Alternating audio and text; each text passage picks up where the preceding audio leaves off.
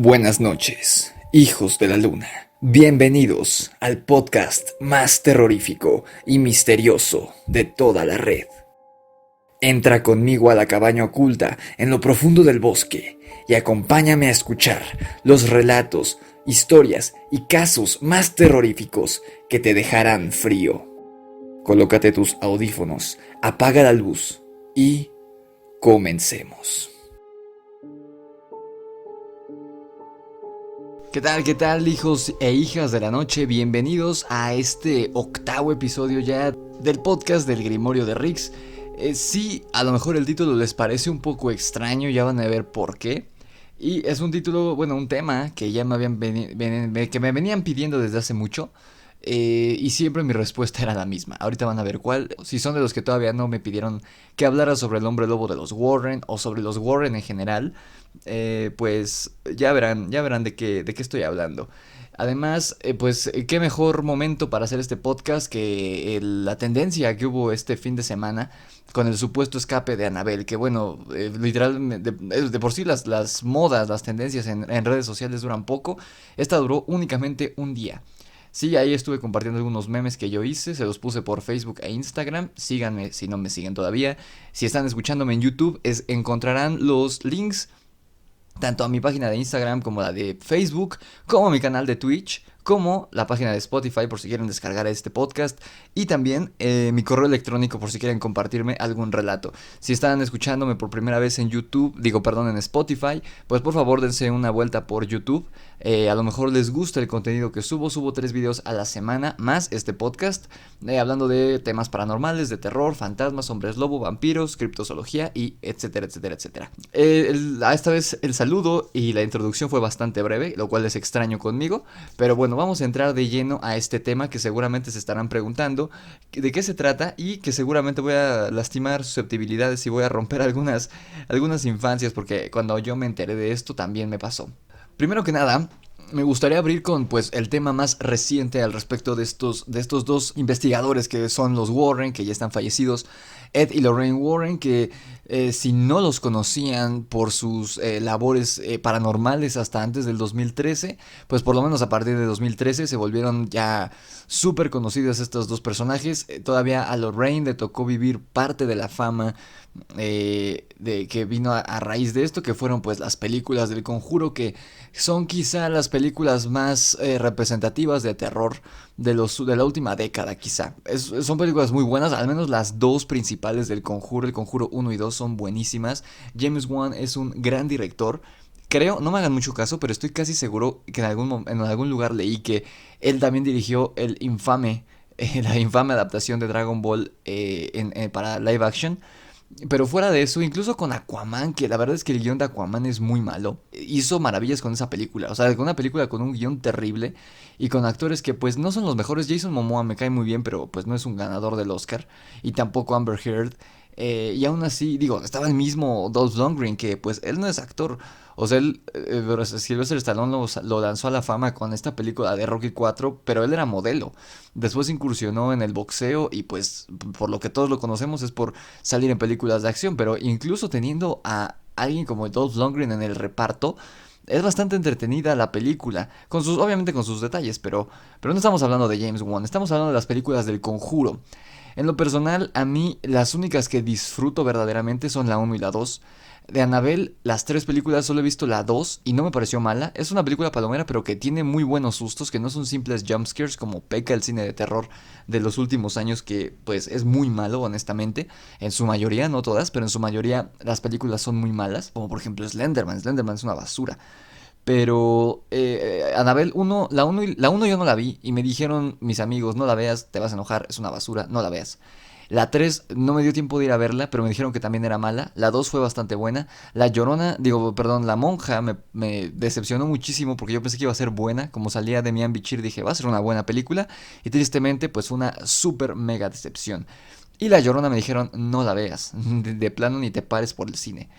Pero volviendo a esto, uno de los elementos más icónicos y quizá de los elementos más icónicos de esta franquicia son la monja, que es Balak, y por supuesto la muñeca Annabelle, la cual fue tendencia el pasado fin de semana, que seguramente muchos de ustedes leyeron no solo los memes, sino también las noticias al respecto y cómo terminó desmintiéndose este caso. Esto no fue un fraude como tal, al menos no de... Obviamente no podía ser fabricado por los Warren porque ellos fallecieron. Lorraine falleció hace unos años y Ed falleció antes que ella. Pero tampoco fue un fraude a manos de los organizadores del museo. Fue un malentendido que pues ellos sí dejaron pasar mucho más tiempo para aclararlo porque pues a fin de cuentas era publicidad.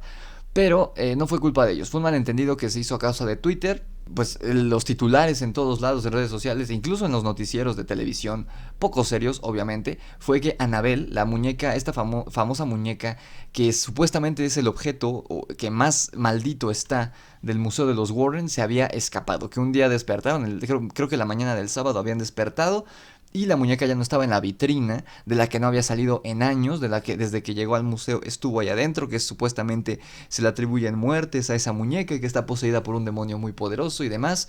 Les digo, no vi la película, entonces no sé la historia completa, pero por lo menos al inicio de la historia sé qué es lo que pasa, que fue poseída por supuestamente por un espíritu que pertenecía a unas amigas, a unas enfermeras, pero les hizo mucho daño, que casi mata al novio de una de ellas y terminó en poder de los Warren.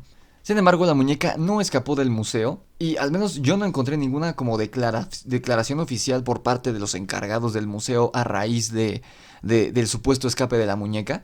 Yo no encontré nada oficial, quizás sí lo hicieron, les digo, al menos ese primer día, el sábado, no dijeron nada, lo más probable, porque era imposible que no se dieran cuenta, todos nos enteramos de esta noticia. Pero lo más probable es que ellos no hubieran hablado porque les digo, era publicidad gratis. Y en este tiempo de cuarentena, pues mejor, ¿no? No les vino nada mal. La verdad sí, todos le entramos al mame, me incluyo, les digo, yo hice un par de memes y se los subí a la página de Facebook y de Instagram. Y pues estuvimos compartiendo la noticia, pero creo que mucho más a manera de broma, o al menos yo lo hice a manera de broma, muchos también lo estaban haciendo a forma de broma. Aquí en México incluso hicieron imágenes muy chistosas, en fin, pero muchas otras personas realmente creyeron que esta muñeca, que está supuestamente poseída por un espíritu maligno, se había escapado. Porque además, pues, les digo, es el caso quizá más famoso de estos pseudo investigadores a raíz de las películas. Pero todo se trató de un error de traducción. La muñeca nunca se escapó, nunca abandonó el establecimiento, el museo. Lo que ocurrió fue que hace poco una actriz que se llama Annabelle Wallis, que de hecho también aparece en una de las películas de Annabelle, y que participó en la película de La Momia con Tom Cruise, esta película malísima que supuestamente iba a traer este reboot del universo de monstruos de Universal y que terminó siendo un fiasco. Ella dijo en una entrevista que el actor no corre con ningún otro actor en pantalla, porque ya ven que tienen este chiste de que en todas sus películas Tom Cruise aparece corriendo y curiosamente siempre sale corriendo solo, o sea, es una toma como característica de cada película en la que sale. ¿Y cómo se relaciona esto que no tiene nada que ver con la muñeca Annabelle? Pues según usuarios de Twitter, la historia de Annabelle, de la actriz, fue traducida a chino como Annabelle escapa. O sea, ya saben que el lenguaje chino funciona diferente, no tiene las mismas reglas gramaticales que el español o incluso que el inglés. Entonces usan menos palabras y como muchas frases, son como, sí, como frases más que palabras. Entonces, pues a cada simbolito, cada letra es una frase, no una palabra. Entonces la traducción, hicieron una mala traducción y lo que se lanzó al idioma inglés era Annabelle escapa. Les estaba diciendo otra cosa completamente diferente. Estaba hablando de que Annabelle, la actriz Annabelle Wallis, corría en pantalla o algo así, pero la traducción decía Annabelle escapa, lo cual impulsó la noticia falsa de que la muñeca de los Warren se había escapado, porque seguramente alguien lo leyó sin contexto y lo único que pudo interpretar fue eso. En realidad no se refería a la muñeca, sino a esta actriz. Y la palabra escapa se pudo haber reemplazado por corre, es decir, la palabra corre. Quizá el enunciado que quería decir la noticia china en Twitter era Annabelle corre y pues se tradujo como escapa. Fue un problema de traducción. Pero les digo, en ningún momento se habló de la muñeca y esta jamás dejó el museo de los Warren, siempre estuvo ahí. Esto quizá les digo no fue un fraude premeditado ni malintencionado por los organizadores del museo, por las personas que están a cargo del museo y de su exposición, aunque los encargados pues la verdad que sí se tardaron demasiado en salir a decir que todo estaba bien. Les digo seguramente porque les agradó esta publicidad gratis, porque fue publicidad en todo el mundo. No sé, ya veremos en un año, o bueno, sí, cuando termine la pandemia y los estrenos regresen, si nos vuelven a traer una película del Conjuro. Y esto fue una especie de truco publicitario o algo así. No sé si recuerdan este juego hace unos años de Charlie Charlie, que la verdad yo sí llegué a jugar, que era para promocionar una película que ni fu ni fa, o sea, pasó de noche, pero pues a fin de cuentas, por lo menos como movimiento publicitario de esa película fue muy bueno. Todos estábamos jugando ese juego, todos estábamos hablando de él en Twitter, en Instagram, en YouTube, incluso hicieron videos, personas famosas, youtubers conocidos jugando este juego. Ya veremos si esto se trata también de algo así en un futuro cercano. Pero bueno, que según yo ya no van a salir más películas del Conjuro. Bueno, el Conjuro 3, pero todavía falta, según yo. No estoy seguro. La verdad no estoy muy seguro. Pero bueno. Ahora sí vamos a...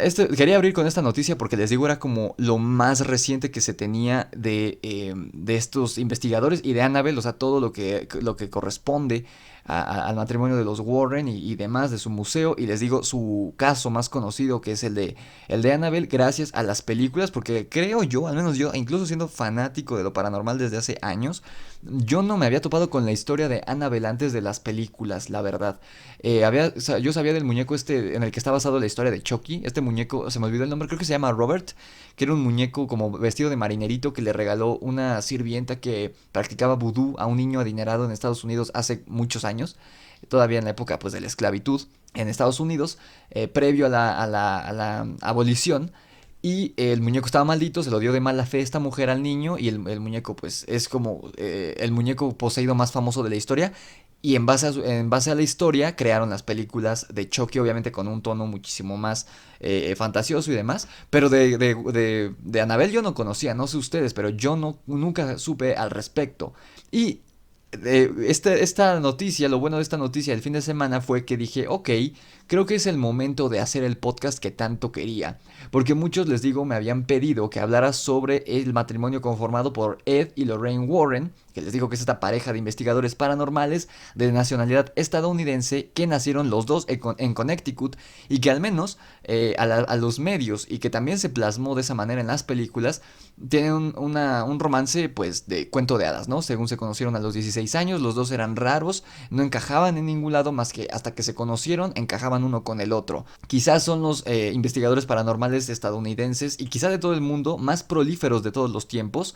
Y en parte gracias a las películas que se han estrenado desde el año 2013, porque las películas del Conjuro, incluyendo los spin-offs, Annabelle, La Monja y todo esto, son de las más taquilleras de los últimos años. Creo que la película más taquillera de terror es It, la de Andy Muschietti, pero no creo que esté tan lejos. Vi la cifra, pero la verdad no la noté mientras hacía la investigación de cuánto han recaudado las películas del Conjuro. Y como franquicia sí le ganan a It, obviamente.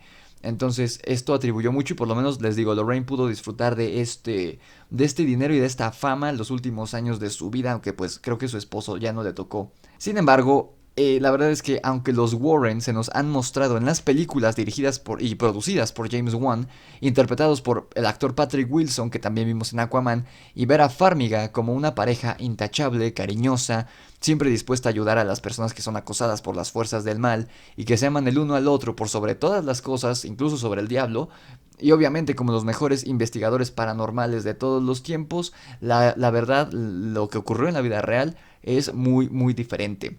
Como les digo, siempre que me pedían hacer un video sobre los Warren, porque fueron varios comentarios de ustedes que me decían, oye Rix, haz un video de Annabelle o de la casa de Amityville, o particularmente, como el tema que más tratamos es el de los hombres lobo, me pedían que hablara sobre el caso del hombre lobo que investigaron los Warren. Y yo siempre les respondía lo mismo, yo les respondía sí, pero no será lo que esperan y quizá arruine su infancia. A lo mejor muchos no sabían de qué se trataba porque realmente, al menos en YouTube, en español, han sido pocos los youtubers que han tocado este tema. Yo descubrí esto hace poco realmente, aunque el podcast ya tenía bastante tiempo, creo que tenía un año, y fue el podcast de Leyendas Legendarias cuando me di cuenta que los Warren eran un fraude, que es el tema del que estamos hablando hoy, que de los fraudes de los Warren y no solo de los fraudes de que como investigadores paranormales, sino también que su relación, al menos como la muestran en las películas y como ellos hablaban de que era su matrimonio, oculta una historia muchísimo más perturbadora detrás de ella y ahorita se las voy a platicar. Pero Fue gracias al podcast de estos chicos de Leyendas Legendarias que yo dije, wow, viví engañado durante 7 años de mi vida desde que vi las películas. O sea, a mí se me hacía, en especial la segunda película se me hace súper romántica. Y dije, oh, he vivido engañado gracias a Leyendas Legendarias, me han sacado de mi ignorancia. Y justo fue coincidencia, la verdad, yo ya tenía agendado, les digo, cada vez que me preguntaban esto, si no me creen pueden ver videos de hace 2, 3 meses y les contestaba lo mismo. O sea, ya estaba agendado este podcast desde que empezó la temporada, o sea, desde mayo o antes de abril más o menos, pero no sabía en qué momento ponerlo, ¿no? Y la semana pasada un canal pequeño que se llama Conjuro Cadabra, que suben como creepypastas, más que nada, todavía son loquenderos ellos, creo que es un equipo de 3 personas, son loquenderos, imagínense, son super vintage estos chavos, y yo los escucho desde hace bastante, creo que desde la secundaria, y subieron literalmente la semana pasada un video al respecto, no lo vi, porque no me quería como mal influenciar y copiar inconscientemente su información, que pues al fin de cabo es la misma, pero pues cada quien la toca de maneras diferentes, y dije, ok, creo que es momento. Y la segunda señal, este video lo subieron como el viernes o el miércoles o jueves, algo así. Y el sábado ocurre lo de Annabelle y dije, ok, creo que es momento de hablar de los fraudes de los Warren. Y es que los Warren no solo eran unos charlatanes que engañaban deliberadamente a los medios para ganar dinero, sino que también ocultan una historia muy oscura y turbia en su alcoba que ambos se llevaron a la tumba, o al menos eso pretendieron, pero que la afectada principal sigue con vida y que casi a sus 70 años de edad ella sigue contando su versión y jura y perjura que es verdad. Aunque Lorraine Warren hasta sus últimos días se armó con los mejores abogados para que no saliera a la luz, y ahorita vamos a ver hasta qué punto llegó para ocultar esta supuesta historia macabra que pocos, solo los más allegados de los Warren conocían. Vamos a tratar los dos temas, tanto sus fraudes como investigadores paranormales, y por qué los estoy denominando los Carlos Trejo norteamericanos, porque para los que me escuchan de otros países o que sean muy jóvenes y no conozcan a Carlos Trejo es un tipo que se hizo famoso a finales de los 90 aquí en México porque escribió un libro que yo no lo he leído, pero todos los que me han hablado de él me hablan pestes del libro, dicen que tiene faltas de ortografía, faltas gramaticales, que parece que lo escribió un niño de 7 años, y supuestamente era un caso un caso de una casa en la que él vivió, en la calle de Cañitas, que es un barrio, estaba en un barrio de aquí de México muy humilde. Él vivía ahí supuestamente con su familia y fueron muriendo uno a uno. Sin embargo, en los 90 pues no había internet, entonces este libro sale, creo que de momento no pega, pero de repente se vuelve un hitazo y se volvió, creo que incluso bestseller. A tal grado, era tan famoso el libro, o sea, creo que no hay nadie menor a 25 años en México que no conozca esta historia, porque incluso se hizo una película de esta basura. Entonces, fue tal grado, tanto el poder, la fama que adquirió este tipo, que salía en televisión, se volvió súper famoso, súper famoso. Y poco a poco en los últimos años han sacado a la luz todos sus fraudes. Si quieren déjenme, si están en YouTube, déjenme saber si quieren conocer todo el fraude de Cañitas.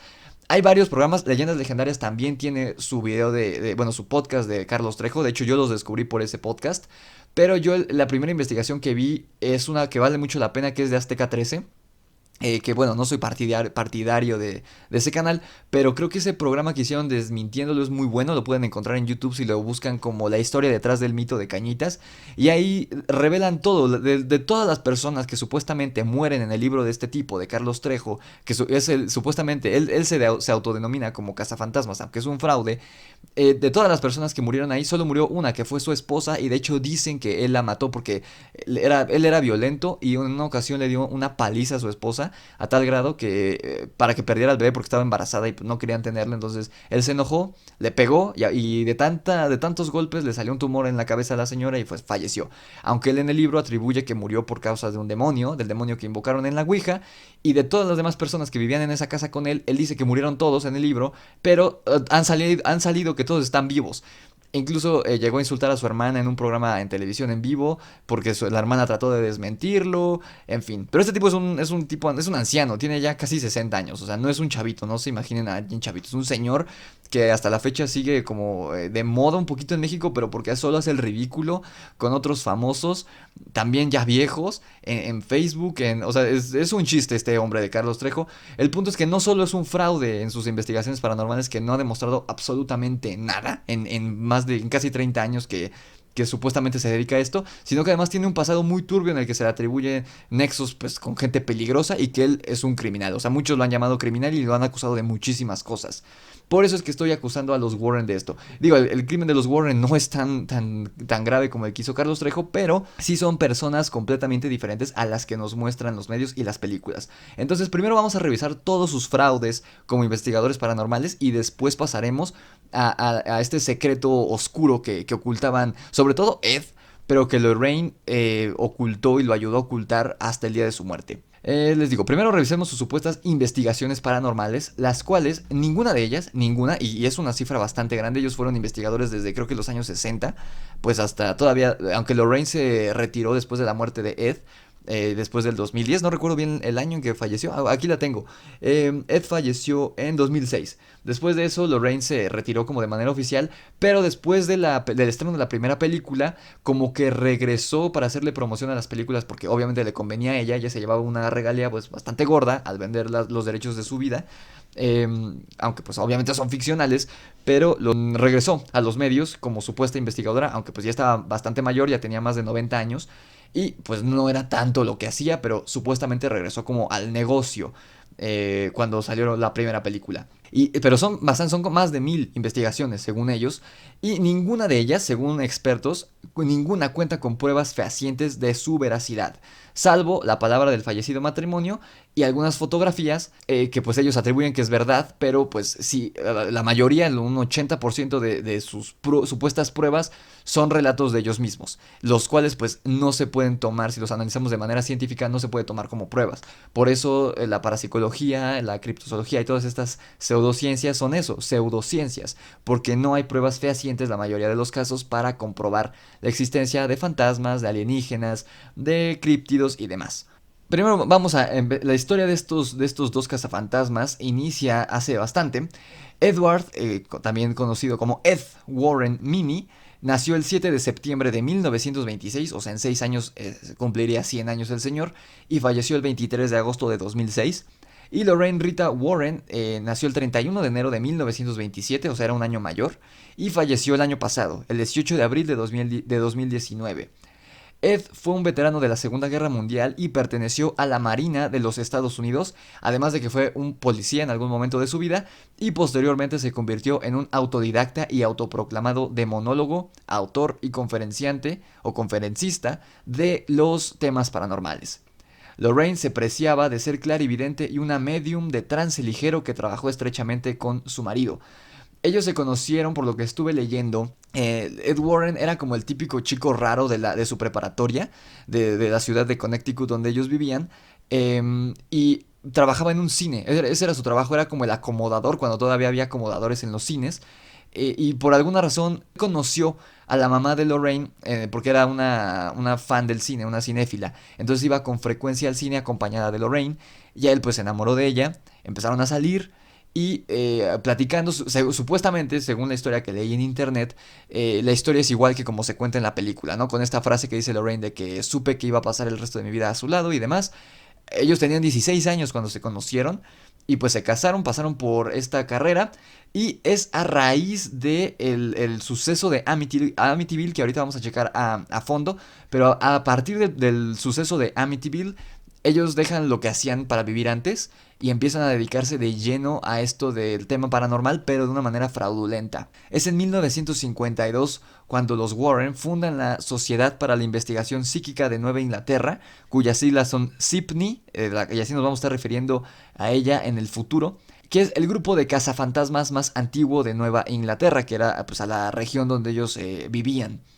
Ambos son autores de numerosos libros sobre lo sobrenatural, valga la redundancia, y sobre sus investigaciones privadas en diversos informes de actividad paranormal.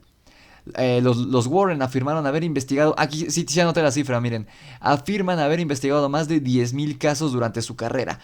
Con ellos podría ser creíble, pero 10,000 casos es que me suena muy, muy, muy poco verídico, a pesar de que se dedicaron a esto durante décadas. Y por ejemplo, es algo que me da risa. En el documental que hace TV Azteca de Desmintiendo a Carlos Trejo, que es un programa como de hora y media más o menos, no, como de 1 hora, Dura como 1 hora el programa y jalan a muchísima gente experta, entre ellos al fallecido Juan Ramón Sáenz, que era un investigador serio de lo paranormal que jamás inventó nada. O sea, si le decían, güey, vete a investigar a esta casa que está embrujada. Si no había nada, él salía con 2 cojones y decía, güey, no hay nada, son supersticiones, es falso.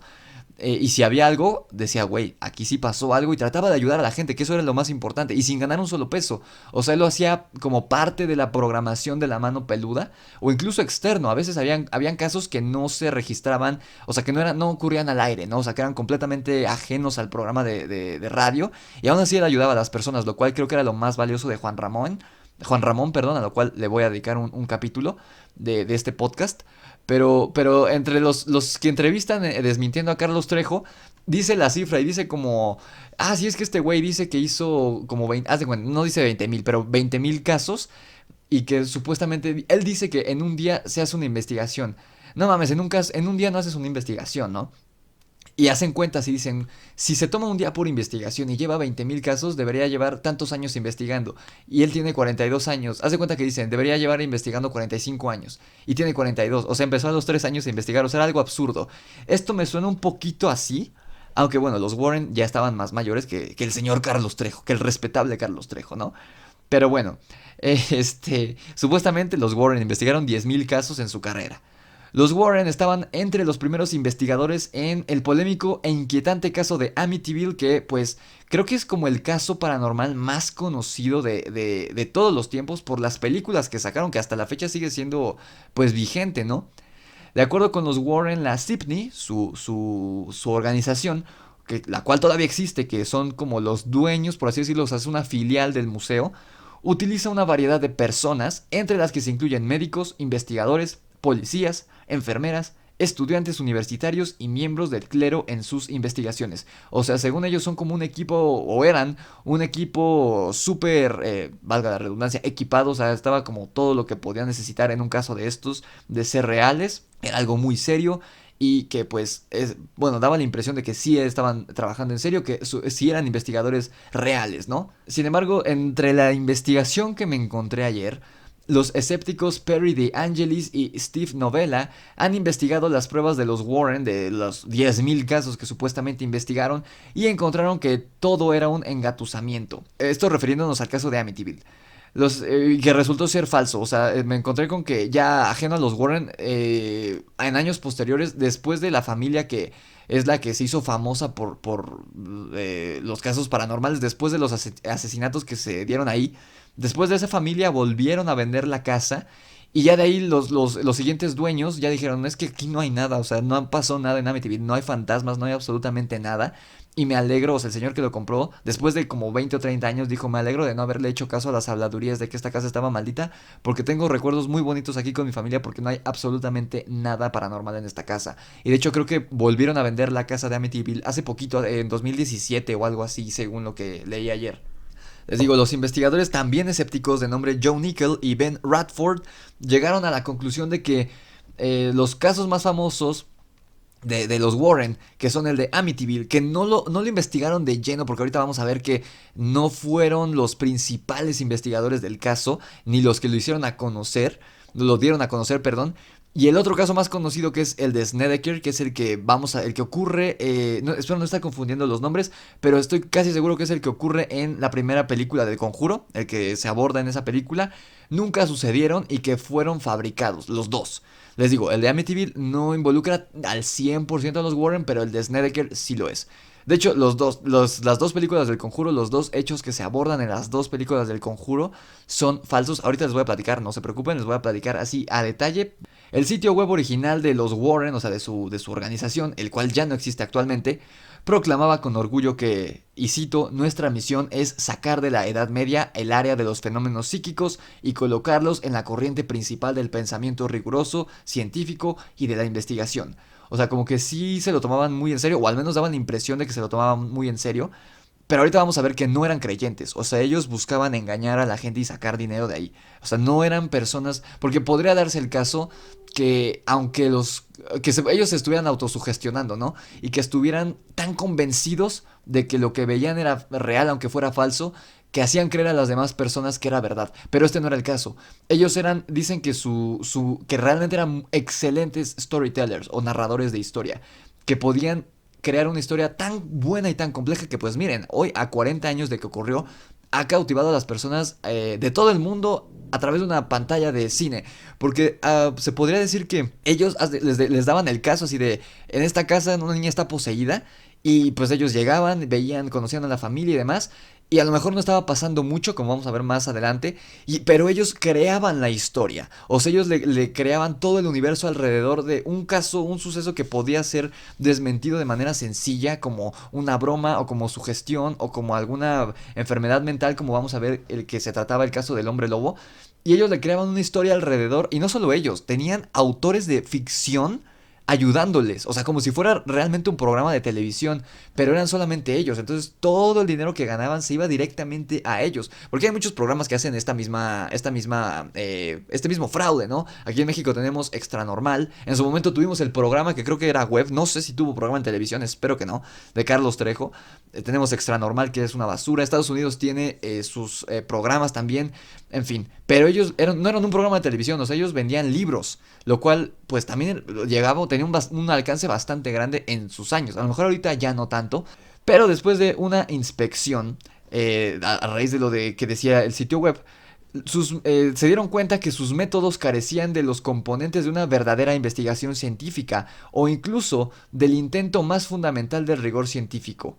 En lugar de una búsqueda sincera de la verdad, sin importar lo que fuera, es decir, no importaba si la investigación llevaba a que el caso era verdadero o falso, en vez de buscar eso, se buscaba decir que era verdadero, y además atribuirle cosas paranormales, que la gente dijera, no manches, qué historia tan interesante, voy a comprar el libro, aunque fuera falso. Eso era lo que les importaba, no determinar si era verdad o falso, no determinar la verdad, que es lo que busca la ciencia. Su sociedad, es decir, la de los Warren, toda esta organización, el CIMPI, ¿cómo son las siglas? El CIPNI, solamente buscaba apoyar su hipótesis a priori de que el fenómeno fuera real. A esto se le conoce como sesgo de confirmación o sesgo de la información.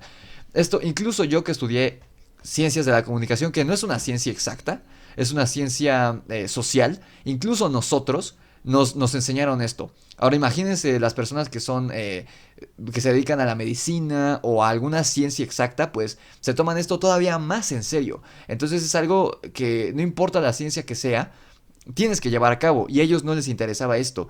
Ellos no se les decían, está haciendo ruidos la caldera de esta casa, es porque está maldita, eso decía Ed Warren, ¿no? Y le decía, no, es que mira, hace calor, entonces el tubo se está hinchando y se está acoplando a su nuevo tamaño, por eso está vibrando. Y él decía, no, es que está maldita, es que aquí mataron a una persona hace 3 años. Entonces él se quiere comunicar con nosotros. A ver, Lorraine, ponte a comunicarte con la persona que murió aquí.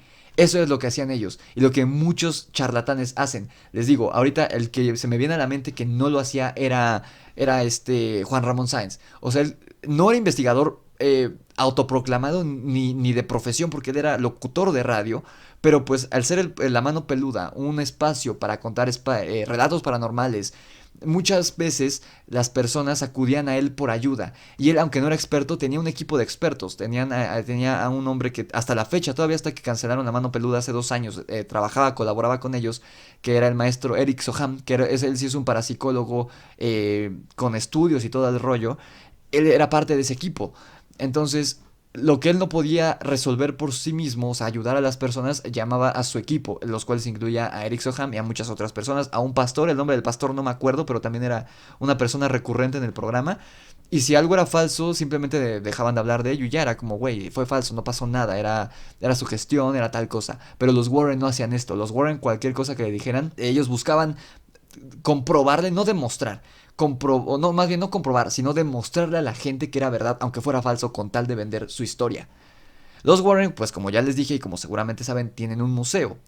Ed solía advertir a la gente que los visitaba que no tocara nada en la habitación principal, donde está Annabelle precisamente, como vemos en la película, dada la posibilidad de una posible posesión demoníaca. De hecho, si no mal recuerdo, en la primera película, la niña, la hija, trata de agarrar algo y la regaña, le mete una super, como decimos aquí en México, una cagotiza el papá por agarrar estas cosas, porque se supone que pues sí, si tocabas cualquier cosa de ahí, corrías riesgo, sobre todo si tratabas de tocarla, o incluso burlarte, por ejemplo, de Annabelle, ¿no? Que dicen que un sacerdote se burló de ella y tuvo un accidente y supuestamente murió y toda la onda. La habitación es una especie de almacén de objetos recogidos durante más de 40 años de carrera de los Warren. En este cuarto se incluyen pinturas, máscaras, estatuillas, muchos libros y desde luego la muñeca Annabelle, que es como la atracción principal. La mayor parte de las supuestas evidencias de los Warren eran fotografías, que consistían la gran mayoría en ser simplemente manchas de luz sobre un trozo de película. Hay muchísimas maneras de conseguir como este efecto de que se vean puntos de luz u orbes en una fotografía. Incluso era más fácil hacerlo en las cámaras viejas, porque la mayoría encajan en una de tres categorías. Retroiluminación, o sea que hubiera como que luz externa, o sea, si lo tomabas con flash y había una luz externa, la reacción era que salía esta luz en la fotografía. Otra era la difracción de luz e incluso los cordones de la cámara. También podía ser, que eso, o sea, ya es como muy mala suerte, que se te atraviese un insecto enfrente del lente justo cuando tomas la foto. Y si tiene flash, ese insecto va a reflejar la luz, entonces se va a ver como una luz, como un orbe. Por ejemplo, en los videos, por ejemplo, el que les compartí del Popocatépetl hace un mes, me parece que subí el video, ahí es un poco más complicado de que pase esto. Una, porque la cámara que sale ahí es una cámara nocturna y además es una cámara súper, súper poderosa. Y además los orbes están en movimiento y el movimiento que están llevando no es errático, tiene un patrón. Entonces, por ejemplo, ese video yo sí lo tomaría por real. Pero las fotografías hay muchísimas que seguramente a ustedes también les ha pasado. Incluso a mí, en muchos videos me han dicho, cuando me grabo con mi foco, con mi aro de luz, de repente se ve algo blanco que pasa frente a la cámara o atrás de mí y me dicen, oye, en tal minuto se vio algo blanco que pasó. Lo más probable es que o haya yo escupido y las partículas de saliva hayan brillado contra la luz y en la cámara se ven como brillantes, como luces brillantes, o que alguna pelusa o pelo de mi perra o algo así voló y también la luz le dio y pues brilló y pareciera un fantasma, pero no es nada. Las raras exposiciones dobles o múltiples crean más interesantes fotografías, pero que todavía son pues creadas o producidas, ya sea de manera accidental o no, porque algunas fotos no las tomaban ellos, algunas fotos les decía la familia la que estaban investigando o la gente a la que investigaban, oye mira, tomé esta foto y se ve esto, y a lo mejor por accidente, o sea, ellos no sabían esto de los errores de la luz, y ellos decían, no, ellos creían que era un fantasma y se lo daban a ellos y ellos decían, no, sí es un fantasma, te lo juro, te lo firmo, ¿no? Entonces, las fotografías, al menos en el ámbito de la parapsicología y todo esto, no pueden ser tomados como evidencias por esta misma razón. La otra parte de estas supuestas evidencias eran los testimonios de las víctimas, slash o diagonal, clientes de los Warren, porque supuestamente les estaban ayudando, aunque lo único que hacían era, pues, vender sus historias. Estaban lucrando con sus historias, ya fueran, porque había gente que realmente sufría, había gente como que no le importaba, ¿no? Como que únicamente buscaba llamar la atención, pero había personas que estaban sufriendo por lo que estaban viviendo porque no lo entendían y ellos estaban lucrando con ese sufrimiento, con esa duda, no buscaban ayudarlos en verdad. Y si las fotografías en el ámbito de la parapsicología no pueden ser tomadas como evidencias fehacientes y sólidas, pues mucho menos un testimonio. Los testimonios no, aunque nos encantan escucharlos y algunas personas los crean o no, al menos en el ámbito del punto de vista científico, no pueden ser tomados los testimonios como una prueba sólida o fehaciente. Así que, como ven, los Warren en esto se basan en decir que no tienen ni una sola prueba, porque parte de sus supuestas evidencias eran fotografías que no podían ser tomadas como verdaderas por el lado de vista, por el punto de vista científico, y mucho menos los testimonios, que eran la otra parte de sus evidencias. Entonces ellos tenían cero evidencia de que lo que investigaban fuera real. Además, les digo, hay quien afirma, personas allegadas a los Warren, ya fueran amigos o enemigos, que no solo eran excelentes narradores de historias, y les digo que ellos, tanto ellos como su grupo de escritores, por así decirlo, eran excelentes narradores de historia y construían ficción alrededor de un hecho, pues, curioso. No voy a decir paranormal, porque a lo mejor no todos eran paranormales. Quién sabe, a lo mejor en esos supuestos 1000 casos había uno o dos que sí eran verdad, ¿no? No sabemos, no todos fueron dados a conocer al público. Pero, pues, alrededor de algo curioso que estaba pasando, no sé, una casa que se escuchaban ruidos, o por ejemplo, el hombre lobo, que era un tipo con licantropía clínica, que vamos a checar más adelante, un caso curioso como ese, le construían una ficción alrededor y la gente lo compraba como algo real y que de verdad daba mucho miedo. Pero no solo era esto, sino que también sabían elegir a las personas a las que iban a atender, o sea, de las que iban a contar su historia, eligiendo personas manipulables, con poca instrucción escolar y que tuvieran algún problema social o algún problema en su vida personal que los volviera susceptibles. Por ejemplo, familias disfuncionales, que tuvieran una historia traumática de la infancia, como era el caso de Bill, se me fue el apellido, pero el hombre lobo, ahorita vamos a verlo, que de familias disfuncionales, como el de la segunda película del Conjuro, que así, o sea, así era muy parecida su realidad, etcétera, etcétera, etcétera. Entonces, como eran personas susceptibles por una u otra razón, pues creían todo lo que decían ellos y al vender su historia, pues de ellos jamás le iban a desmentir. Uno de los casos más destacables de la carrera de los Warren fue la de la supuesta maldición de la casa de Amityville, que era la que les platicaba al principio, que era una casa en los suburbios del estado de Nueva York. En ella, el 13 de noviembre de 1974, Ronald DeFeo, un chico de 23 años que era el hijo de la familia, el hijo mayor de esta familia, mató con un rifle a sus padres y a sus 4 hermanos, que todos eran menores que él. De hecho, creo que el más chico tenía 9 años, o sea, eran niños. Él ya tenía 23 años, pero sus hermanos no, sus hermanos creo que el más grande tenía 14, algo así. Este tipo, el asesino, apoyado por su abogado, aseguró que voces dentro de la casa le obligaron a hacerlo. Y es pues la trama que vemos tanto en las películas de Amityville como incluso al inicio de la segunda película del Conjuro. La verdad es que la defensa quería pedir que fuera condenado por demencia, pero el fiscal afortunadamente de inmediato se dio cuenta que esto era un truco y hoy Ronald DeFeo hasta la fecha sigue cumpliendo cadena perpetua y se está pudriendo en la cárcel por asesinar a toda su familia. Varios investigadores paranormales, entre comillas, se apersonaron en la casa de inmediato al conocer la historia que este tipo estaba contando en la corte. Entre ellos, entre toda esta multitud de supuestos investigadores paranormales, que quizá entre ellos habían personas serias, pero tristemente los que más destacan son fraudes, son charlatanes, que son los Warren y otro matrimonio que ahorita les voy a decir quiénes son los que más destacan en la historia. Los Warren juraron que la hora de los asesinatos dentro de la casa de Amityville coincidieron con la muerte de la mamá de Ed y por eso estaban ahí. O sea, ellos estaban diciendo como que su mamá había muerto a la misma hora que las personas asesinadas en la casa. Entonces había una conexión paranormal entre ellos y la casa y por eso ellos debían... así que pues fueron, o sea, Ed y Lorraine fueron al lugar de los hechos. Obviamente ya estaba acordonado y todo, ya este tipo ya estaba bajo custodia. Sacaron la supuesta foto de un fantasma que creo que incluso pueden ustedes encontrar en internet. Yo la vi en alguna ocasión. Y tuvieron que abandonar el lugar porque ya había otros timadores, que son las otras personas que destacan de esta historia, además de Ed y Lorraine, que ya les habían ganado el caso. Fueron los nuevos ocupantes de la casa, que eran la familia Lutz, quienes, en conjunto con el periodista Jay Anson y el abogado de DeFeo, o sea, DeFeo se sacó una feria, o sea, un dinero, como decimos aquí en México, decimos feria, o una lana, con este libro, crearon todo un trasfondo satánico para una casa que compraron en una bicoca. El libro que escribieron en conjunto todas estas personas fue un éxito y además hicieron las películas. Entonces tengan en cuenta que cada vez que vean la película, alguna de las películas de Amityville, o si llegaron a comprar el libro, una parte de su dinero fue a caer en manos de un presidiario que está cumpliendo cadena perpetua en Estados Unidos por haber asesinado a su familia y que buscó pedir absolución por demencia. Yo también, no se preocupen, yo también vi las películas, entonces me sentí muy mal cuando leí esto, pero bueno, así es la vida. Les digo, este libro fue un éxito, salieron las películas y como fue un éxito casi inmediato, ahí fue cuando los Warren se dieron que en este ámbito de la investigación paranormal había un negocio y que no importaba si era verdad o no, lo importante era que la gente se lo creyera y entre más terrorífico y más inexplicable fuera el caso, mejor para ellos.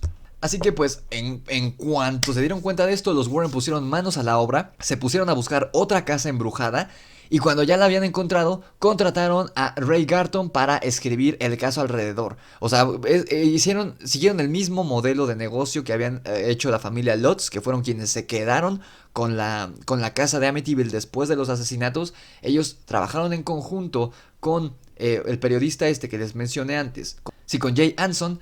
Y aparte con el abogado y con DeFeo, que era el asesino. O sea, él les contaba la historia y les decía, no, si es que había tal cosa en la casa. Por medio del abogado, el abogado hablaba con el periodista hablaba con los Lutz y en conjunto el periodista Anson y la familia escribían el libro. Los Warren copiaron el modelo de negocio, pero en vez de traer a un periodista de dudosa procedencia y de dudosos principios, trajeron un escritor de ficción. Porque Ray Garton, la persona que los Warren jalaron para su caso, era un escritor de terror con altibajos en su carrera, pero que es muy prolífico y puede presumir de un par de libros buenos. Yo la verdad no he leído alguno de sus libros, lo voy a hacer, incluyendo el libro de los Warren. Garton fue fichado para escribir la supuesta historia de posesión de una familia pobre que se acababa de cambiar de casa debido a que el hijo chico tenía cáncer. La casa había sido rentada a un precio muy bajo y antes había sido una funeraria. La historia de los Warren y la familia Snedeker le fue contada a Garton y bajo contrato tuvo que escribirla. O sea, estaba como que obligado este chavo. Bueno, el chavo ahorita ya es un señor, si es que todavía vive. Lo que les voy a decir ahorita lo estoy citando textualmente de lo que dijo Garton. Me ofrecieron el trabajo porque solía leer las hazañas de Ed y Lorraine Warren en el National Enquirer cuando era un niño. Por lo que estaba viendo, el National Enquirer es como aquí en México el Gráfico, o sea, un periódico súper como de dudosa procedencia, que no verifican fuentes, o sea que se dedica a vender, o sea, es amarillista y únicamente les importa vender, no les importa si venden basura o información real. Aquí voy a seguir con la cita de este hombre. Fui a Connecticut y pasé tiempo con los Warrens y los Snedeker. Cuando me di cuenta de que los Snedekers no podían mantener sus historias de forma coherente, fui a ver a Ed Warren y él me explicó el problema. Me dijo, están locos. Todas las personas que acuden a nosotros están locos. Es por eso que vienen a nosotros. Lo único que tienes que hacer es utilizar lo que puedas y tú haces el resto. Escribes libros de terror, ¿verdad? Bueno, arregla lo que te digan y hazlo de miedo. Es por eso que te contratamos. Ven, lamento romper su corazoncito, pero Ed Warren no era Patrick Wilson. Ed Warren no cantaba canciones de Elvis Presley al oído de su esposa, no peleaba por sus hijos ni por niños que no eran suyos. Ed Warren era no solo un charlatán, sino que era ofensivo, se burlaba de las creencias de las personas a las que supuestamente estaba ayudando y con las que, gracias a ellos, él comía, él y su esposa, y comían bastante bien. Ya empezaban a amasar una fortuna gracias a este caso. Así que como ven, no solo no creía, no solo era escéptico, sino que se burlaba de ellos y, o sea, para él eran idiotas. Para él sus clientes o sus clientes eran idiotas. Y deliberadamente estaba haciendo un fraude. El libro fue terminado pese a que Garton nunca pudo hablar con el supuesto poseído, o sea, con el niño, con el hijo menor de este matrimonio, de esta familia, pese a que nunca vio las pruebas de actividad paranormal en la casa y pese a que recabando la información en el vecindario, la historia del libro no correspondía con la realidad. O sea, esta historia, de hecho me sorprende que no haya sido como desmentida. A lo mejor lo fue, pero les digo, eran otros tiempos, no era tan fácil. Si querías callar a alguien lo hacías muy fácil. Simplemente la única manera que una persona podía dar a conocer su punto de vista, digamos, de manera masiva era o en televisión o en el periódico.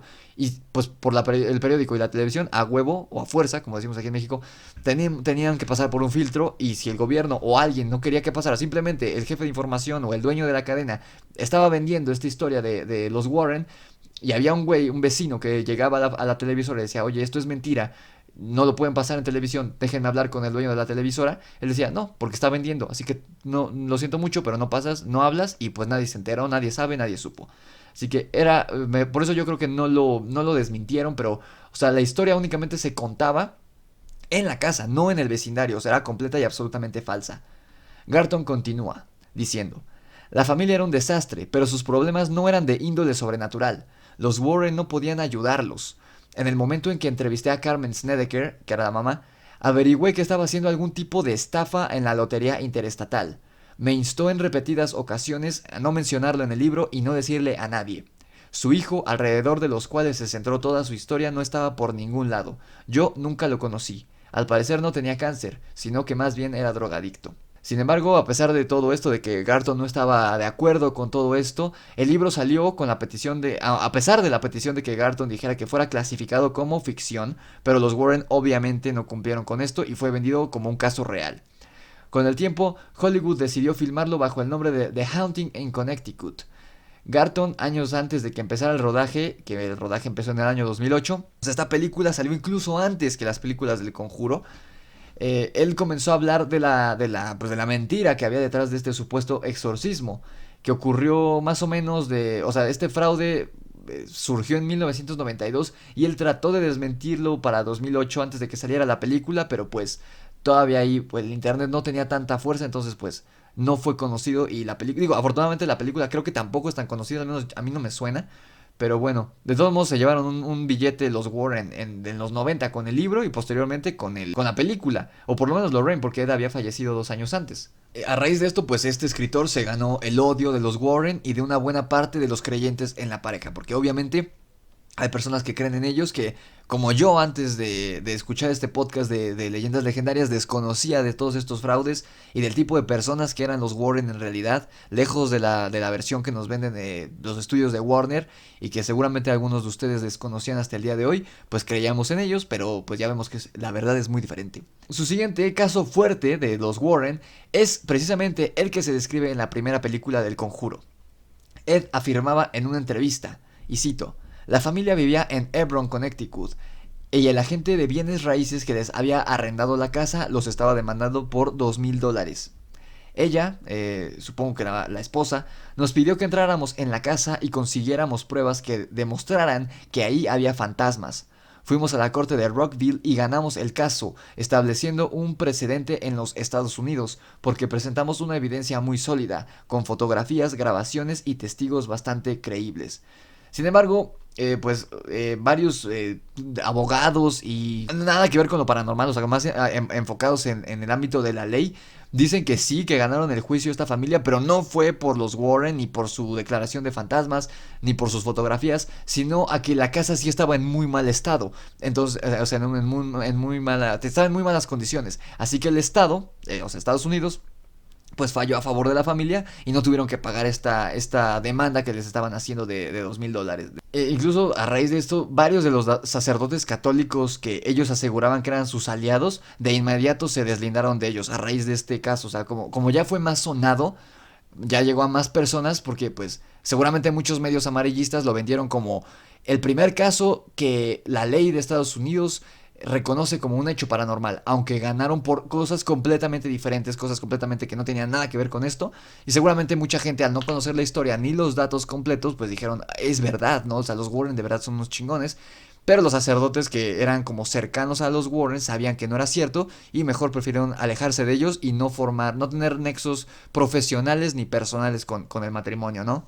Quizá el caso que más pruebas da de ser falso e incluso resulta ridículo y hasta da risa de verdad. Cuando yo estaba leyendo me estaba doblando de la risa de lo tonto que es el caso que se muestra precisamente en la segunda película del Conjuro, conocido como el Poltergeist de Enfield, uno de los fraudes más famosos en la historia de lo paranormal. Este caso se refiere al fraude paranormal perpetuado en una casa de Enfield al norte de Londres, Inglaterra, como vemos en la segunda película, donde un grupo de hijos, o sea, un grupo de niños de esta mujer, confabularon para llevar a cabo una serie de travesuras que lograron convencer a unos ingenuos adultos de que un fenómeno poltergeist era el responsable de lo que estaba pasando en su casa. El evento paranormal, que comenzó oficialmente el día 30 de agosto de 1977, fue ampliamente promovido por pseudo investigadores psíquicos y por la prensa amarillista británica en el periodo de entre 1977 y 1979. O sea, 2 años duró este fraude. Y es que de verdad, ahorita que se los cuento también seguro se van a reír porque yo estaba diciendo qué pedo, o sea, ¿cómo pudieron creer esto? Y no era uno, o sea, era un grupo de adultos. Y una cosa es que digas, o sea, como que digas, me vale madres lo que digan, yo lo que quiero es vender. Y otra cosa completamente diferente ya es creer en un niño que te está haciendo una broma. Y es que de verdad, ahorita van a ver. 4 niños que vivían en un hogar monoparental, que pues como vemos en la película, quien está a cargo de los niños, creo que son 4 niños, es la mamá. En la calle Green 284 de Enfield, comenzaron a culpar de sus travesuras destructivas a un poltergeist. Su madre cedió porque la mamá les creyó y se estaba muy espantada y llamó a la policía. Esto dio entrada a los periódicos sensacionalistas, siempre en busca de una historia que pueda venderse fácil, y a los investigadores psíquicos que evitan el método científico a la hora de hacer las investigaciones pertinentes. 2 miembros de la Sociedad para Investigación Psíquica, que es la sociedad de los Warren, que eran, en este caso no fueron ellos en un inicio, fueron los primeros que acudieron al domicilio en Inglaterra de esta familia, fueron Guy Lyon Playfair y su amigo Maurice Gross. Estos 2 hombres pasaron semanas enteras con la familia con la esperanza de obtener una prueba de fenómenos del otro mundo. Ya saben, las típicas grabaciones, fotografías, cacofonías, a lo mejor hasta intentaron contactar con la Ouija, con estos aparatitos que miden la energía y demás, pero nada. Entonces, al ver que no sacaba nada, Ed y Lorraine ahora sí llegaron al sitio de la acción. Decir que estas personas, o sea, los investigadores y los periodistas que estaban acudiendo constantemente al domicilio de esta familia, decir que eran ingenuas y crédulas era decir lo menos, porque la verdad es que, perdón la palabra, pero eran unos pendejos. Una vez los niños pidieron a los investigadores que se pusieran de espaldas a ellos, o sea que los investigadores le dieran la espalda a los niños, y a continuación ellos procedieron a lanzarles juguetes Lego y otros objetos. Los investigadores aceptaron con entusiasmo la palabra de los niños de que un poltergeist los había atacado. O sea, hagan de cuenta que los niños estaban en su cuarto, abrieron la puerta a los periodistas y dijeron, oigan, queremos, o los investigadores y dijeron, oigan, queremos ver qué está pasando, ¿no? Ah, sí, claro, nada más voltéense, no nos vean, casi casi tápense los ojos, ¿no? Y los investigadores les hicieron caso, se dieron la vuelta, o sea, ellos no estaban viendo a los niños y los niños empezaron a agarrar juguetes y se los empezaron a aventar. Y cuando ellos voltearon, los investigadores, ellos creían en verdad y dijeron, es que sí nos atacó un poltergeist, así es un fantasma lo que nos estaba atacando. Y los niños pues ahí me los imagino aguantándose la risa, ¿no? O sea, de verdad es que esto parece broma. Pronto se hizo evidente que la líder de toda esta artimaña, que no se sabe en un momento si era una broma que se salió de control o si, como vemos en la película, pues la familia era disfuncional, el papá ya no estaba, pero o sea, porque se había ido con otra señora, la mamá pues apenas le alcanzaba el dinero, en la escuela, aparte era una época difícil en Inglaterra, era la época de la era punk, la cultura punk y todo esto de los levantamientos de estudiantes y de los mineros y todo esto, entonces era una época difícil en Inglaterra, entonces pues no sabemos si era una broma que se salió de control de los niños o si estaban buscando llamar la atención o estaban buscando ser rebeldes, no lo sé.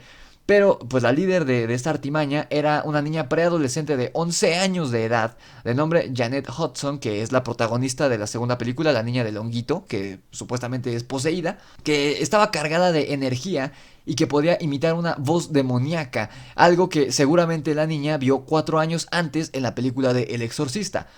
O sea, no era algo nuevo, ¿no?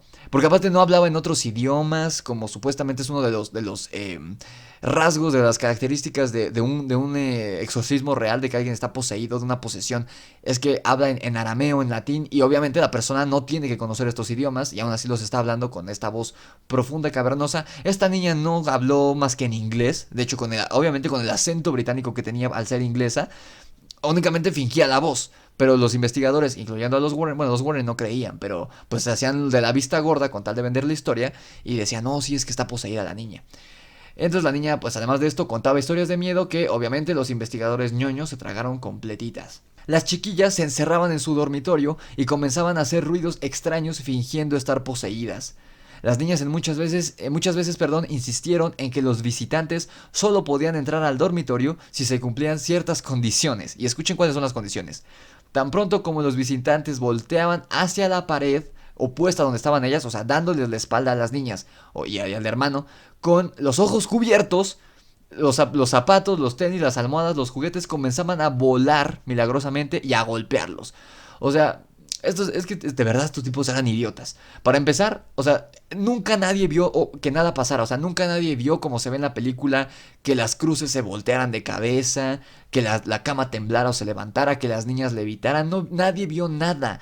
La única prueba como que les constaba a los investigadores era que las niñas se encerraban en el cuarto. La puerta estaba cerrada y ellas se ponían a gritar, a hacer voces, a pegar en las paredes. O sea, no estaban viendo nada. Estaban dos niñas jugando una broma. Y cuando entraban al cuarto, de nuevo, las niñas les decían, volteate, danos la espalda, o sea, no nos veas, tápate los ojos, literal, tápate los ojos. Y ellas les empezaban a aventar cosas. Y ellos creían que en verdad estaban siendo atacados por un fantasma o por un ente. En un momento dado, las chicas estuvieron de acuerdo en tener una cámara fotográfica instalada en su dormitorio que estaba programada para tomar una foto cada pocos segundos. Recuerden, esto ocurrió a finales de los 70, o sea, una cámara de video habrá sido muy costosa. Prácticamente solo las televisoras tenían cámaras de video. Entonces pusieron una cámara fotográfica que se activaba automáticamente cada pocos segundos. En algunas fotos se podía ver a Janet en el aire, donde se apreciaba cómo de manera descarada la chica había empleado la cama como trampolín. Seguramente han visto esta foto, que es la foto más famosa de este caso. Si ustedes googlean si ponen en Google El Conjuro 2 caso real, seguramente les va a aparecer la foto de la niña como en el aire. pero si se fijan bien, está cerca de la cama y se ve que está dando un salto. O sea, no tiene los pies rectos, o sea, no tiene las piernas rectas, no tiene, o sea, de verdad se ve que saltó de la cama al piso y que la cámara tomó la foto justo cuando ella estaba en el aire. De verdad es que es un fraude por completo. Y por cierto, amigos, estoy viendo en mi cronómetro que ya llevamos 1 hora de podcast. Vamos como a la mitad, entonces a lo mejor este podcast, yo siempre se los digo en todos los capítulos y termina durando el tiempo que debería ser. Pero creo que hoy sí va a durar un poquito más allá de la 1 hora y cuarto. Entonces, pues es un capítulo especial. A lo mejor llega a ser un capítulo especial, no lo sé, ya me estarán diciendo ustedes si vienen del futuro. También fue grabado el audio de las niñas en varias ocasiones, o sea, sus voces de cuando estaban supuestamente poseídas. Y como todo buen pseudo investigador falso, cuando el equipo llegaba a fallar, es decir, las cámaras o las cintas con las que grababan el audio o lo que fuera, llegaba a fallar, ellos lo atribuían a que las fuerzas del mal así lo querían. O sea, que estaban fallando porque el diablo no quería que comprobaran su existencia, o no querían que comprobara que estaba poseyendo a una niña de 11 años. Pero esto no es así. Y si no me creen, o sea, no a huevo, o sea, no siempre, de así al 100%, en un caso paranormal va a fallar el equipo.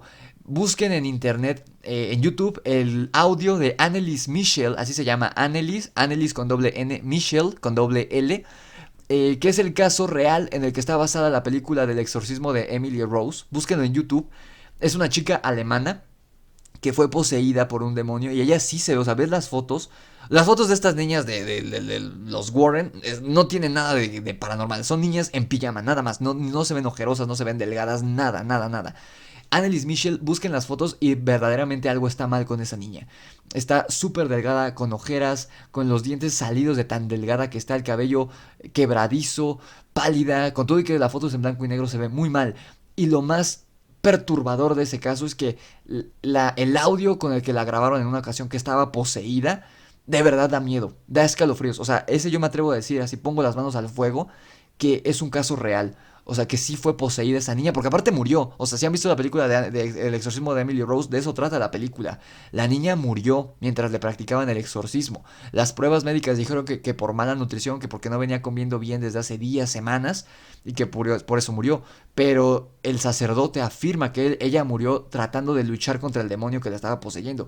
Y les digo, busquen el audio y de verdad, yo lo vi en la noche y sí sentí el escalofrío. O sea, da miedo. Entonces, ese es un caso real que sí está grabado en audio.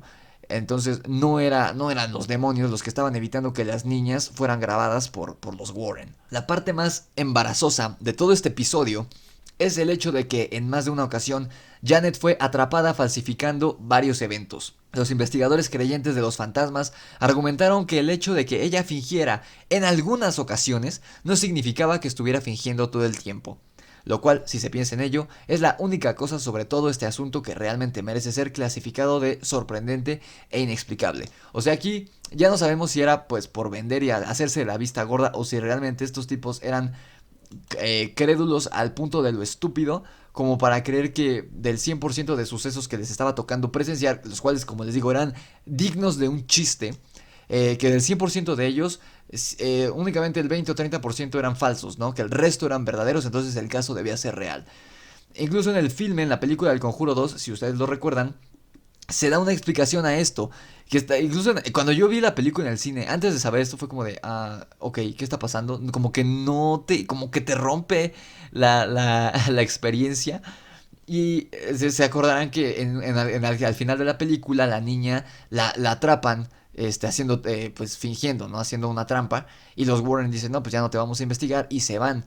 Pero cuando le preguntan a la niña que por qué estaba fingiendo, por qué estaba mintiendo, ella dice, no, es que los demonios me dijeron que hiciera que era falso para que los Warren se fueran porque si no los iban a matar. Y ya es cuando en el clímax de la película otra vez la niña vuelve a ser poseída y los Warren regresan y se enfrentan a Balak y casi se muere Ed y demás. Pero, o sea, esto es falso, o sea, esto no pasó en la vida real, vieron que esto era falso y ahí quedó, o sea, no investigaron más porque, bueno, siguieron investigando, pero obviamente no descubrieron nada más porque era absoluta y completamente falsa. Otro caso conocido de los Warren, y como les digo es el que ustedes más me pedían que hablara, es el del hombre lobo que investigaron Ed y Lorraine. Pero como les mostraré a continuación, ese caso no tiene absolutamente nada de especial y se trata solo de un hombre con un padecimiento mental que se llama licantropía clínica y que no es muy distinto al de Manuel Blanco Romasanta, conocido como el hombre lobo de Galicia, quien, si ustedes investigan el caso de este hombre, no era más que un psicópata. De hecho, yo ya hablé de este caso de Romasanta. De hecho, subí unas historias porque el tipo se parecía a mí físicamente, entonces eso me perturbó un poco. Pero ¿quién era Romasanta? Así rápidamente, lo tratamos en un directo que hicimos en Instagram. En algún momento hablaré de él en el canal, pero así a grosso modo era un tipo que tenía problemas mentales a raíz de que sus papás, cuando él nació, pues pensaron que era niña. A lo mejor porque su pene era muy pequeño. No sé, o sea, no explican por qué. Esto ocurrió hace muchísimos años en Galicia, en España, en el siglo XVII o XVIII, no recuerdo bien. Pero los papás pensaron que era niña, entonces le pusieron Manuela, no Manuel. Y pues durante muchos, o sea, primeros años de vida, se quedó Manuela y pues todos los niños e incluso los adultos de su comunidad se burlaban de él. Entonces él creció como siendo una persona muy retraída, muy tímida y pues fue acumulando odio y enojo dentro de sí y empezó a matar mujeres. Empezó a matar muchísimas mujeres en España, en su comunidad en Galicia, y les quitaba la grasa de su cuerpo y la vendía a forma de grasa. Para que, pues, en esa época necesitaban la grasa para muchas cosas. Para hacer velas y demás. Obviamente él no decía que era grasa humana, él decía que era grasa de animal que traía de otro lado. Pero en realidad era grasa de las mujeres que mataba. Primero se ganaba su confianza, les decía que les iba a conseguir trabajo de sirvientas con gente de dinero a las afueras de España. Y en realidad las metía al bosque, las mataba y las destrozaba y vendía su grasa. Este tipo sí era un psicópata, completamente un psicópata. Él en el juicio, es el único juicio en España, me parece que es tratado como el juicio a un hombre lobo. Pero no era un hombre lobo. De hecho, ni siquiera me atrevería a decir que tenía licantropía clínica este tipo. Simplemente era psicópata.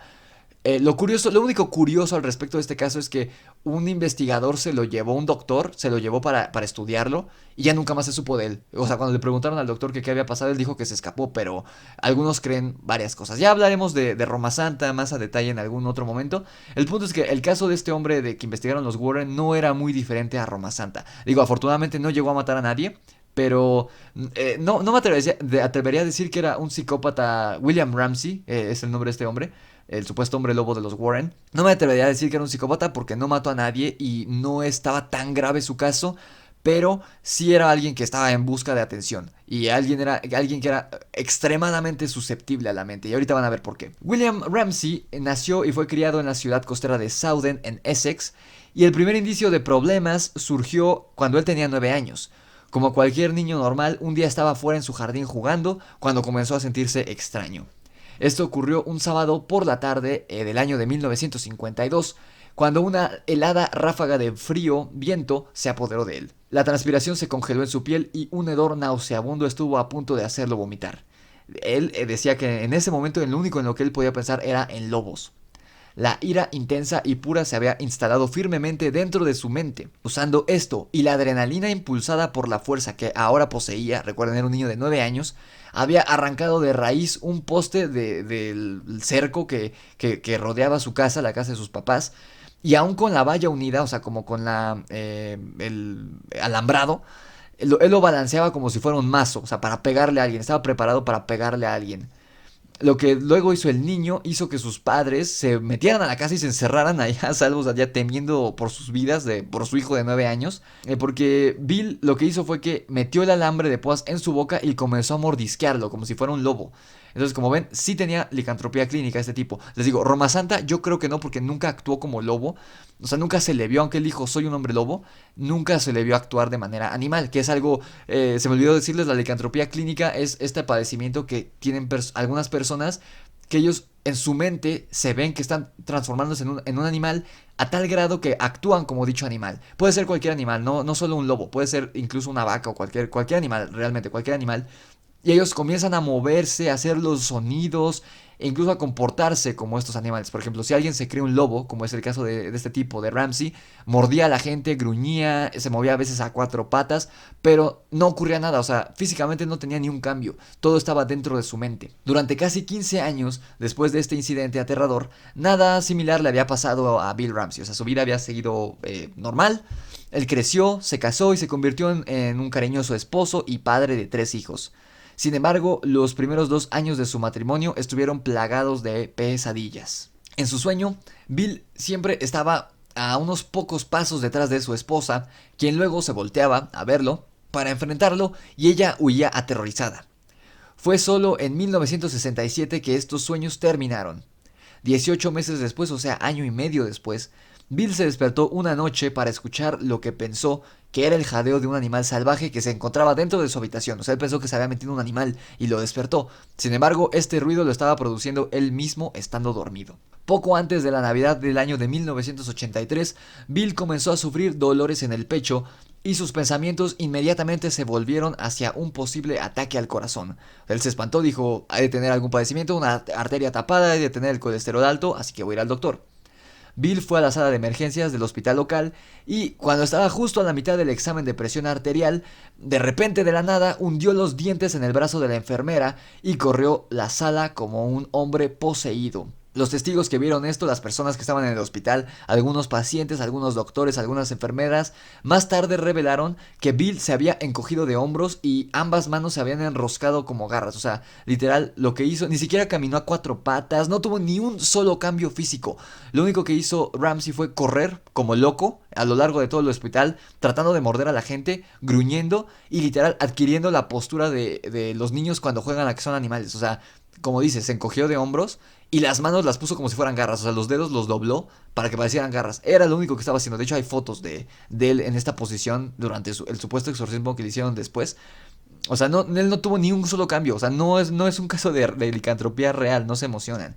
No le salió pelo, no le salió nariz de perro, no le salieron colmillos. Les digo, ni siquiera se movía a 4 patas. Estaba corriendo nada más como loco a lo largo de todo el hospital. Y sus labios se mostraban como un animal rabioso. O sea, estaba como si estuviera gruñendo, ¿no? Entonces les digo, todo estaba en su mente. No ocurrió absolutamente nada. No era un hombre lobo real. Se necesitaron bastantes personas, o sea, entre miembros de seguridad del hospital y doctores y pacientes ahí que estaban fuertes para agarrarlo. Se necesitaron varios de ellos para que finalmente sometieran a este hombre. Ese mismo año del 83, después de que arrancara muchos postes y de que ya había mordido a muchas personas, entre ellos familiares, Bill admitió haberse internado en un centro psiquiátrico para su recuperación. Sin embargo, a pesar de que el tiempo pasaba, él no mejoraba. Y gracias a la fama que adquirieron que adquirió este tipo, Ed y Lorraine Warren decidieron tomar cartas en el asunto y tras varias investigaciones, los Warren le demostraron a la iglesia que Bill Ramsey estaba poseído por un demonio con características de lobo. Este caso yo lo vi en un video. No recuerdo si ya había escuchado yo el podcast de desmintiendo a los Warren, pero desde que leí la información, bueno, la escuché, supe que esto era falso, porque no tiene ningún sentido. O sea, lo que él decía, o lo que los Warren lo hicieron creer, era que había sido poseído por el demonio, o por un espíritu de un demonio en forma de lobo, o por el espíritu de un hombre lobo. O sea, no tenía sentido alguno lo que le estaban diciendo. Y este hombre, pues, para empezar, no tenía como mucha instrucción académica. Aparte tenía problemas psicológicos claramente a raíz de las pesadillas, algo relacionado con su madre seguramente porque le temía a su esposa, a pesar de que su esposa era una buena mujer y que lo quería. Entonces todo estaba en su mente y a raíz de esto pues a lo mejor fue la ansiedad y los altos niveles de estrés los que lo llevaron a pues realizar estas atrocidades, ¿no? Que les digo, afortunadamente no mató a nadie, lo único que hacía era correr como loco, mostrar los dientes, fingir que sus dedos eran garras y morder a la gente en el brazo, pero no, afortunadamente no mató a nadie, ¿no? A raíz de esto la iglesia decidió llevar a cabo un exorcismo, el cual lo realizó el padre McKenna. Sus resultados fueron favorables y después de muchos años ya no se volvió a detectar ningún rastro del demonio en Bill Ramsey. O sea, hasta la fecha no se sabe ya qué pasó con él. Seguramente, según él, se curó. O sea, como podemos ver aquí, lo más probable es que todo se haya tratado de una sugestión. O sea, que este hombre estaba sufriendo licantropía clínica a raíz de algún trauma que tuvo en su pasado. O sea, yo no soy psicoanalista, pero así como agarrando los datos clave que tenemos, algo le habrá hecho la mamá o algo le habrá sentido hacia su madre cuando era niño, que tiene este ataque a los 9 años y tiene su primer ataque como que comprueba que tiene licantropía clínica cuando arranca la valla y con todo y el alambrado empieza a morder el alambre. No sufre de nada hasta su edad adulta. Cuando ataca a la enfermera, bueno, primero las pesadillas que recurrentemente mostraban a su esposa. Entonces por eso es que yo digo que algo tenía que ver con el sexo, o sea, con su madre, con su esposa. Algo tenía que ver este trauma. Entonces, primero son las pesadillas, luego tiene esta recaída, este ataque, segundo ataque después de varios años de licantropía clínica, y de ahí empieza a tener varios ataques. Los Warren ven que es una persona susceptible, con problemas mentales, con problemas seguramente emocionales y desesperado, además de que tenía poca educación escolar. Le hacen creer que está poseído, no que es un hombre lobo, sino que está poseído por el espíritu de un lobo. Le hacen creer esto, le hacen creer que fue exorcizado, aunque no le hicieron nada. Él es como esta medicina falsa, ¿no? Era como estas personas que se inventan enfermedades. Entonces, cuando termina el exorcismo, a la primera él dijo, ya estoy. O sea, un exorcismo no es de una sesión. Los exorcismos, las personas que realmente están poseídas, tienen que pasar por varios exorcismos, varias sesiones. Y este tipo a la primera ya dijo, ya, no tengo nada. Y no se supo más de él. O sea, aquí vemos que el caso era falso y que más bien fue una víctima de los Warren. Así que como ven, estos son como los casos más conocidos. Y ahorita ya llevamos hora 18 en mi cronómetro. Seguramente en edición, perdón, es que me traigo un cabello. Seguramente en edición a lo mejor llevamos un poquito menos, pero ya sobrepasamos la hora y cuarto del podcast. Entonces, como ven, además del tiempo, estos son como los casos más conocidos de los Warren. Como les dije al principio, ellos decían que tenían más de 1000 o más de 10,000, no recuerdo la cifra. Pero estos son los más conocidos. No todos fueron dados a conocer al público. Algunos están en sus libros. No todos sus libros son tan conocidos. Estos son los más conocidos y los fraudes más conocidos llevados a cabo por ellos. Ahora vamos a hablar sobre la verdadera historia de terror detrás de Ed y Lorraine Warren, que ya tiene que ver un poco más con su vida personal y su relación como pareja, como matrimonio, que no solo los afectaba a ellos, porque una cosa es que estés dentro de una relación tóxica y no te quieras salir, que aquí en este caso pues la responsabilidad era de Lorraine, bueno, no la responsabilidad, pero la posibilidad de salirse del matrimonio era de Lorraine, porque vamos a ver que el villano verdadero es Ed y Lorraine únicamente... Quizá ella sí estaba enamorada de él y hacía todo lo posible por protegerlo y que no se metiera en problemas legales. Pero pues ella no lo dejaba. Pero el problema no era este, sino que estaban afectando a una tercera persona. En los años 60, o sea, cuando ya eran conocidos esta pareja, Ed Warren comenzó una relación con Judith Penny, una menor de 15 años de edad, quien se volvería su amante durante 4 décadas. O sea, para este entonces Ed Warren ya tenía como 30 o 40 años. Esta niña tenía 15 años, o sea, ni siquiera se acercaba a la mayoría de edad. Y fueron amantes durante 4 décadas. Sin embargo, lo más sorpresivo es que Lorraine no solo estaba al tanto de esto, sino que aceptó que ella viviera con ellos en la misma casa. O sea, Judith Penny, la amante de Ed, del esposo de Lorraine, ella le dijo, sí, vente a vivir, y vivían los tres juntos en la casa. De hecho, casi 50 años después, fue Penny quien declaró bajo juramento esta historia. Incluso aseguró que Ed le dijo en muchas ocasiones que ella era el verdadero amor de su vida, a pesar de que se había casado con Lorraine. O sea, era como una pantalla, porque pues ya eran conocidos como la pareja, el matrimonio intachable, el matrimonio ideal, que además cazaba fantasmas. El escándalo continuó cuando en 1978 Penny resultó embarazada. O sea, ya llevaban para ese entonces por lo menos unos casi 20 años de relación extramarital, Ed y Penny. Y obviamente les digo, Lorraine sabía y vivían juntos, allá llevaban, era prácticamente parte de la familia. Cuando Penny resulta embarazada de Ed, y según la declaración anterior, Lorraine la habría incitado a abortar. A continuación les voy a citar algo que esta mujer declaró ya muchísimos años después a The Hollywood Reporter.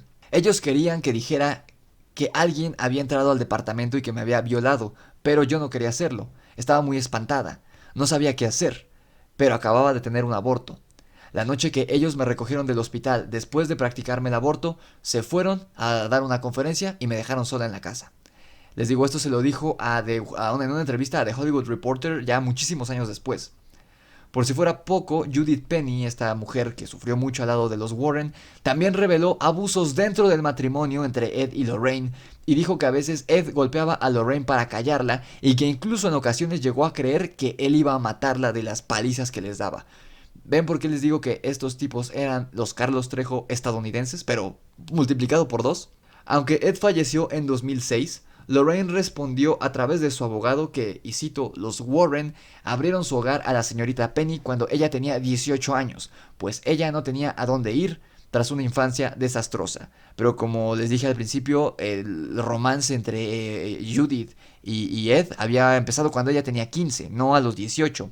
Ella también declaró, y cito, Durante mucho tiempo Ed y Lorraine se encontraban de viaje, trabajando en casos y dando conferencias, así que pues yo me quedaba a vigilar la casa y además vivía en ella.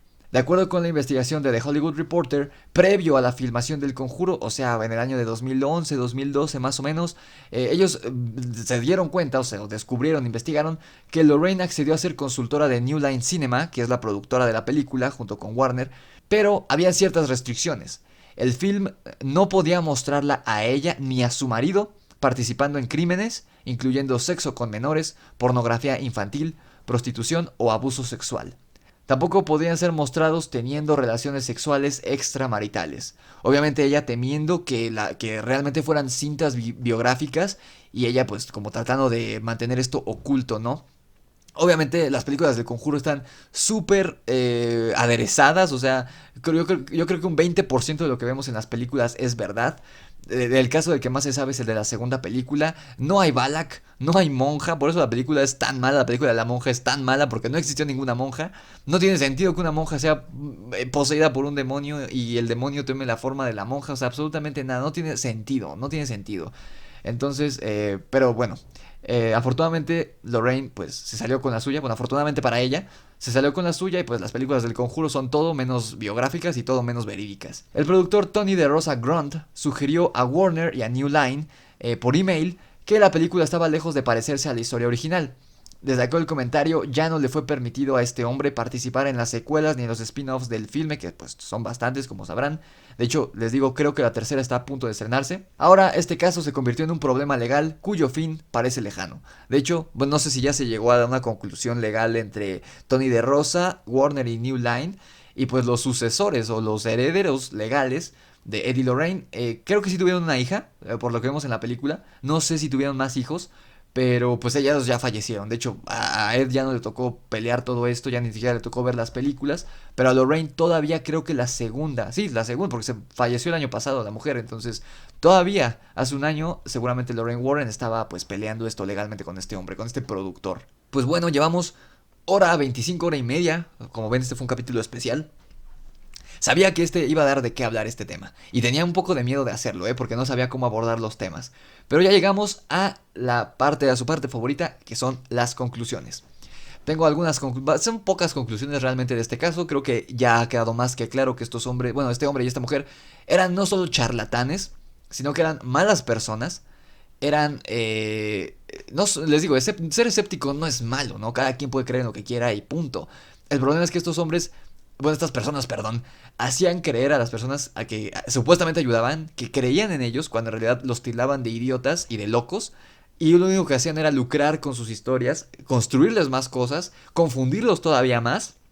Además, ganar dinero, porque estoy seguro que las personas que, o sea, estas familias, no recibieron ni un peso de los libros que vendieron los Warren. Se los puedo asegurar y les aseguro que no están recibiendo nada. Porque de hecho la mujer de la que sale en la segunda película, la de este caso, cuando era niña, sigue viva. De hecho me encontré una foto y estuvo en el set del Conjuro 2 con James Wan y con todo el elenco. Y estoy seguro que no le toca dinero por pues vender su historia, ¿no? Por vender los derechos.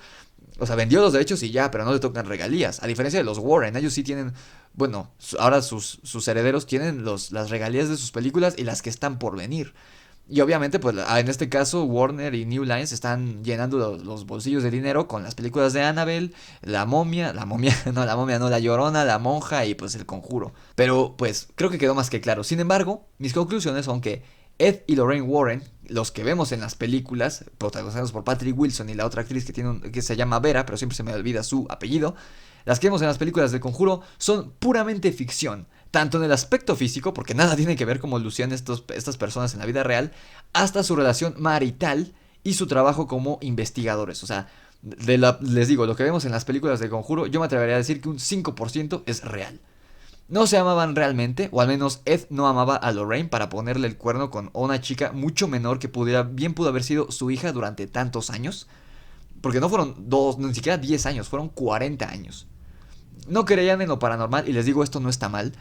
Yo creo que hay muchos investigadores que por eso investigan, porque no creen. Entonces buscan determinar si es cierto o es falso. No creer no está mal.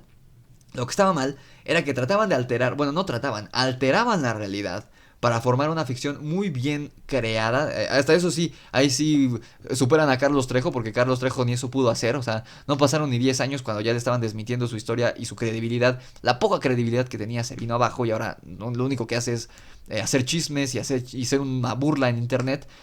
Ni Carlos Trejo lo pudo hacer. Ellos por lo menos sí les salió bien el trabajo. De hecho, pocas personas son las que saben al respecto de todos sus fraudes y además de su trágica vida marital. Pero pues les digo, eran ayudados por los medios amarillistas y lograron amasar una fortuna a costillas de personas que pues o estaban sufriendo o estaban confundidas por cosas que estaban viviendo, fueran reales o no. Y ahora me gustaría preguntarles cómo ven ahora a los Warren después de que finalice este podcast. Déjenmelo aquí abajo en los comentarios, a lo mejor difieren de mí, no lo sé, déjenmelo saber en los comentarios si me están escuchando en YouTube. Si me están escuchando en Spotify, pues ¿qué están esperando? Vayan a YouTube a suscribirse, por favor. Sé que les va a encantar el contenido. Ya tengo listos, hoy pasé todo el día editando.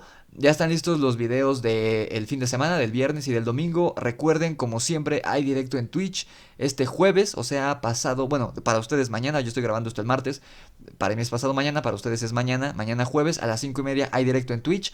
Parece que van a querer hablar de fantasmas, por lo que estoy viendo que me están poniendo en la encuesta de Instagram. Entonces, pues ahí nos vemos para los que quieran estar. Recuerden, la próxima semana, estoy un poco cansado, amigos, se los voy a decir la verdad. La próxima semana no va a haber podcast, voy a subir únicamente 2 videos. Y recuerden, el próximo viernes, el viernes 28, sí es el próximo viernes, ¿verdad? Hoy estamos a 18, sí es el próximo viernes, el viernes 28 de agosto tenemos nuestro directo especial que va a durar más de 3 horas, espero, en YouTube para festejar el primer aniversario del canal. Entonces, el podcast se los voy a compensar con 1 hora extra de directo el viernes. Entonces, pues ya saben, nos vemos el viernes en YouTube durante 1 hora y nos ponemos de acuerdo para hacer el directo de Teen Wolf, para hablar de la serie de Teen Wolf que ya casi terminó. Ya estoy como en el 4.º capítulo de la última temporada. Entonces, nos ponemos de acuerdo si lo hacemos por Instagram o por YouTube, pero lo hacemos después de este directo. Y quisiera agradecerles otra vez por llegar a los 15,000 suscriptores. Hoy estamos en 15,300 y algo. Muchísimas gracias desde el fondo de mi corazón. Los amo a todos, gracias por hacer la manada literalmente día a día más grande, porque todos los días crecemos por lo menos 70 suscriptores, entonces de verdad se los agradezco muchísimo. No sé si después de un año o casi un año, a una semana de cumplir un año, 15,000 suscriptores sean muchos, pero para mí lo es.